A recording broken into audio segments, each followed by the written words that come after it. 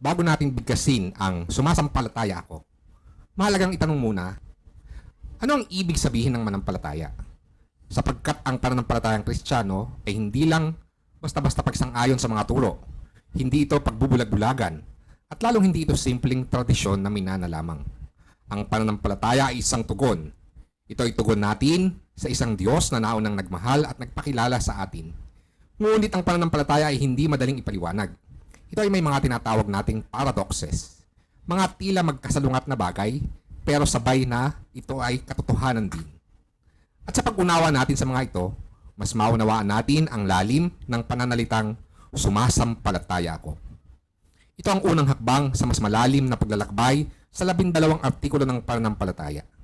Simulan natin sa pagninilay sa mga kabalintunaan ng pananampalataya. Faith is certain, yet obscure.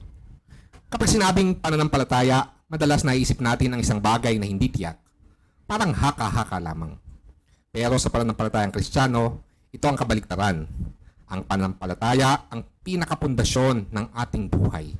Mas tiyak pa kaysa sa siyensya dahil ito'y nakabatay sa Diyos na hindi kailanman manlilinlang o magsisinungaling. Subalit ang pananalig na ito, bagamat matibay, ay may kasamang hiwaga. Hindi natin ganap na maunawaan ng Diyos. Siya ay laging mas higit, laging mas dakila.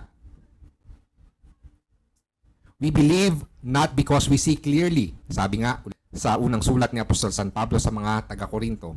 Ngayon ay nakikita nating malabo, tulad sa salamin. Hindi ito kahinaan ng pananampalataya, kundi paanyaya na magtiwala sa gitna ng dilim. We believe not because we see clearly, but because God is trustworthy. Faith is free, yet binding. Ang pananampalataya ay hindi sapilitan. Kahit ang Diyos, hindi tayo pinipilit na maniwala. Ngunit ito rin ay isang pananagutang moral, isang obligasyon, dahil ang Diyos na unang nagmahal sa atin ay karapat-dapat pag-ukulan ng ating pagtugon. Tulad ng ugnayan o relasyon natin sa pamilya o kaibigan, ang tunay na pagmamahal ay hindi kailanman pinipilit, hindi rin pwedeng baliwalain. Ganon din ang pananampalataya. Ang Diyos na pinagmulan ng ating buhay at pag-ibig ay patuloy na tumatawag. Malaya. Malaya kang tumugon, malaya ang tawag, pero makapangyarihan ang tumatawag.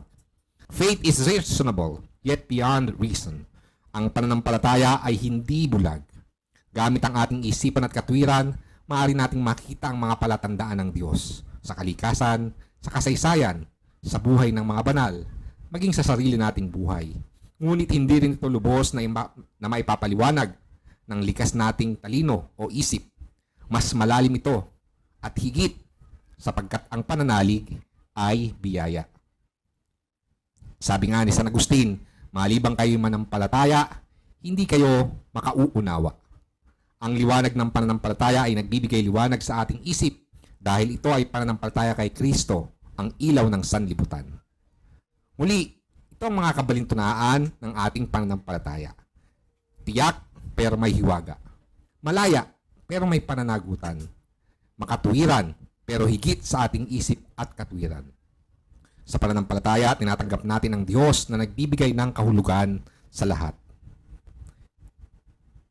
Sana'y abangan ninyo ang ikalawang bahagi ng mga paradoxes of our faith sapagkat ang ating pananampalataya isang paglalakbay, isang biyaya at isang tugon na pangsambayanan o panglipunan. Let us continue discovering what it means to believe.